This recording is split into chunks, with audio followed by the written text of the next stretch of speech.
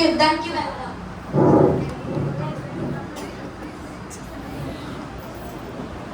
చిన్నదాన్ని తీసుకొని వెళ్దాం.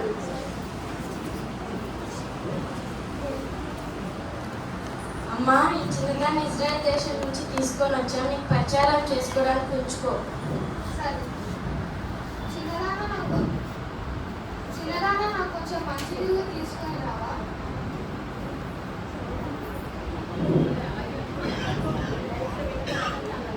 చిన్నదాన్ని కొంచెం భోజనం తీసుకొని రా.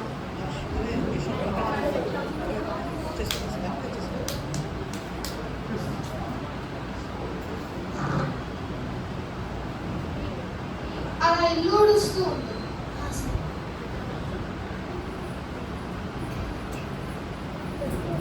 అమ్మా, నాదొక చిన్న మనవి. చెప్పు చిన్నదానా.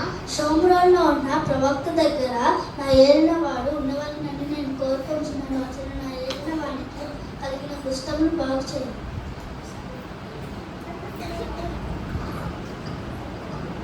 అయ్యా, షోమ్రోనులో ఒక ప్రవక్త ఉన్నాడంట. అతను నీ కుష్ఠరోగాన్ని బాగు చేయగలడు అని ఇశ్రాయేలు చిన్నది చెప్పినది.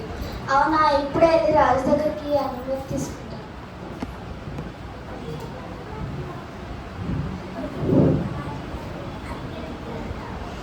రాజా, షోమ్రోన్లో ఒక ప్రవక్త ఉన్నాడంట.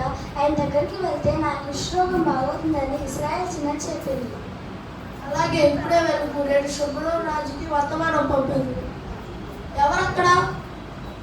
ఈ వర్తమానంలో ఈ బహుమతులను తీసుకెళ్లి షోమ్రోను రాజుకి ఇవ్వండి.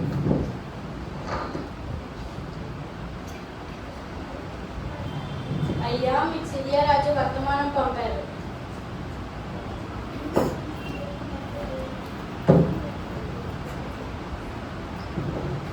ఒకరిని బతికించుటకు చంపుటకు నేనేమన్నా దేవుణ్ణా? ఆ కుష్ఠరోగాన్ని నేను ఎలా బాగు చేయగలను? ఆ రాజు నాతో యుద్ధానికి ఇలా చేస్తున్నాడేమో. అయ్యా, నీవెందుకు బట్టలు చింపుకుంటున్నావు? ఇజ్రాయేల్లో ఒక ప్రవక్త ఉన్నారని వాళ్ళు తెలుసుకొని ఎట్లా? అతన్ని నా యుద్ధకు పంపు. అలాగే.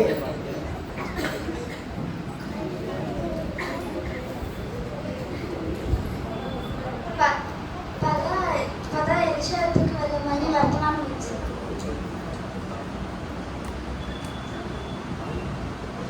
అయ్యా, నైమాను వచ్చాడు. యోర్దానులో 7 సార్లు మునగమని చెప్పు. యోర్దాను నదిలో 7 సార్లు మునగమని చెప్పారు ఎలీషా ప్రవక్త.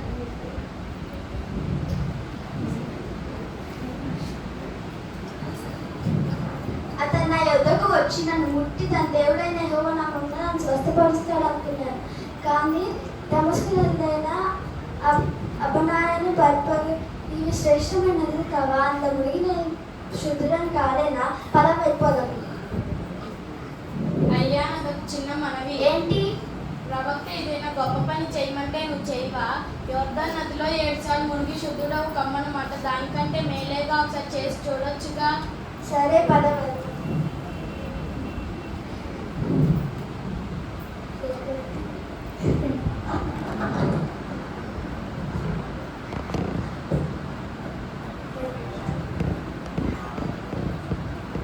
ఏంటిది? నా దేహం పరిశుద్ధ దేహంగా అయిపోయింది. పద ఎలీషా ఇంటికి వెళ్దాం.